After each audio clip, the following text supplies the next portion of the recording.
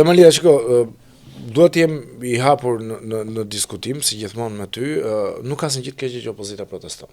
Tani nuk duhet të bëhemi, besoj unë, edhe kritik pse hipse të vrava, zbrisse të vrava. Është e drejtë e saj të bëj politikën e saj, nëse ajo mendon që mënyra më e mirë është që të vinë pushtet nëpërmjet protestave, le ta bëj. Le t'i bëj protestat, le të ngujohet në çadër, nuk ka asnjë problem në këtë pjesë. Ajo që neve na shqetëson ose që ngre merr pas here diskutimet dhe bashk është a jemi në rrugën e duhur që opozita të fuqizohet apo kjo nuk është rruga e duhur. A është kjo një gjë e re? A është një eksperiment I ri politik apo është një gjë e vjetër? Qartazi opozita I ka provuar edhe në kaluarën protesta të tilla. Me Zotin Basha ka qenë protesta shumë herë më të mëdha. Dhe shumë herë më të dhunshme. Shumë të dhunshme. Flasim për plasje të ashpra me polici. Nuk ndodhi asnjë gjë. Herën e fundit që Partia Demokratike ka fituar bashkinë e Tiranës, edhe pse e humbi me 10 vota, e fitoi me makinacione, por bëri një humbje dinjitoze që u kthye më pas në fitore, ka qenë viti 2011. 11 që ishte Zoti Rama. Mundi Zotin Rama.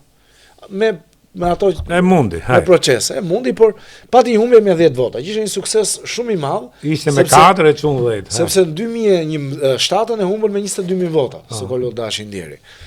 Dhe si e fitoi Partia Demokratike? Ose çfarë gabimi bëri Partia Socialiste që nga 22.000 vota shkoi në diferencë me 10 vota? Boni çadrën. Jo, Partia Socialiste bëri protestën 21 janarit, pra bëri një protestë të dhunshme. Që do thotë udhërfysi politik, manuali politik që ti ke nga e kaluara, nga fitoria jote vetme që ke në Tiranë, që është shumë e rëndësishme, do thotë që qytetarët e Tiranës nuk e duan dhunën. Po dalim nga Tirana, nuk e duan dhunën qytetarët. Shqiptarët nuk e duan dhunën.